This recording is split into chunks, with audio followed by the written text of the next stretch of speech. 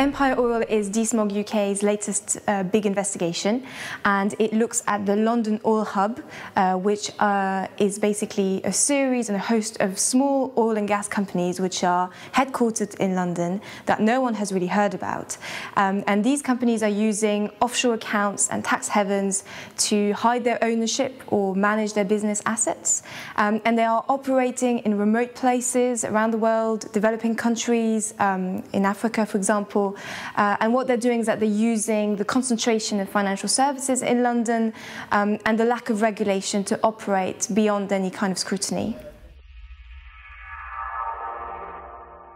So AIM is actually a shortcut for the alternative investment market, and that's a long name to say that it's the junior market of the London Stock Exchange, so which is different from the main market, which is where the FTSE 100 and FTSE 250 companies are listed. AIM was set up in 1995 for small and fast-growing companies to raise money from institutional investors and ordinary taxpayers, and it's basically a place where small companies can raise funds and then develop a business strategy or business assets. AIM matters because it has a light touch regulation system, which critics have blamed for allegations of widespread corruption and fraud. And this self-governance system has been blamed for basically failing to tackle these allegations and allowing corporate wrongdoing and malpractice to flourish on the market. And this matters because at the centre, the heart of the financial institution in London, you have an environment in which corruption and fraud are allowed to flourish, go unchecked and unnoticed, and no one's really looking. The UK Parliament has shown willingness to root out corruption and money laundering from the heart of London. But really, if the government is serious about doing this, what we need to do is to look at the regulation on the London Stock Exchange, which includes AIM. And at the moment, what is really happening is that these small and big corporations are allowed to operate beyond any form of scrutiny in a completely deregulated context.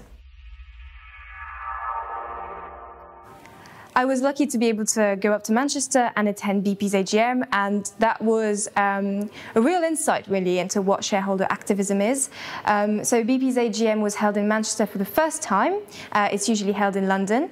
BP said it was because more than 40% of its shareholders live north of Birmingham. Critics have said this was actually just a way of getting protesters not to attend the AGM. Anyway, there was about 200 people in the room, and BP's AGM has usually seen up to 1,000 people or more. So this was quite an empty AGM. Shareholder activism is really a fantastic way for activists to put pressure on these big companies. This is because you can't get closer to the action, really. Shareholders are able to ask questions directly to the board of directors and hold them to account on what they are doing to tackle climate change. For about 3 hours, BP was grilled on climate questions. So it's a very direct way of putting pressures on these companies and also hopefully putting pressures on other investors and maybe let them to think that they could maybe use their investments in a different way. Obviously, shareholder activism has to be used with other form of activism for it to be really efficient. But it's a very interesting form of campaigning today. INEOS is one of the leading fracking companies in the UK, and actually it made the news recently because its CEO, Jim Ratcliffe, has come out of one of the UK's richest men. Scotland banned fracking last October, and now INEOS is trying to overturn the ban. And actually more than that, they're trying to force the Scottish government to pay back compensation for the investment in the infrastructure they've put in Scotland. This is really significant because actually fracking has been opposed all over the country at local government level, and INEOS trying to challenge a democratic vote in Scotland shows that this is really a story about big corporate power versus democracy. The government is forced to come up with a new clean air strategy because it was taken to court 3 times by environmental lawyers at Client Earth. Every time they were defeated. Now they've got a 4th chance to come up with a plan, and they have to finalise the plan in October. So this latest strategy is looking at ways of reducing illegal levels of air pollution from agriculture, industry and wood-burning stoves, for example. But actually, Climate Earth has accused the government of running out of ideas, and they said they were baffled that this new consultation on the plan is not actually bringing to the table new ideas. Climate Earth has also been allowed to take the government to court again if ever they believe that the measures taken by the government are not robust enough to tackle air pollution. So this is a bit of a wait and see whether the government is able to put a plan together that is fit for purpose. For those who don't know, Liam Fox is the International Trade Secretary in the UK government. And since Brexit, he's basically been touring the world trying to secure new trade deals with countries outside of the European Union. Over the bank holiday weekend, he visited Bahrain and the United Arab Emirates, and this was in a bid to promote 68 projects worth more than £30 billion to investors. These projects are basically backed and supported by UK companies. There's an agency called the UK Export Finance, and their role is to open line of credits to UK companies to enter the supply chains of big projects around the world. And this is basically why Liam Fox was in Bahrain, to try and boost UK exports.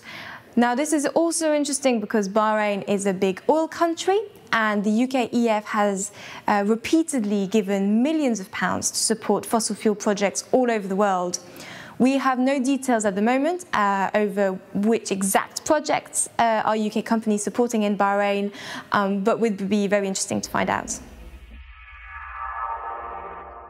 Liam Fox says Britain is open for business, but I think we should have some concerns about the way in which the UK is embracing post-Brexit deregulation, because really what this means is that UK companies are allowed to use places like the London Stock Exchange to boost their credibility, using it as a cloak of respectability to then operate in parts of the world where environmental and social standards are minimal, sometimes non-existent, and no one really knows what they're up to.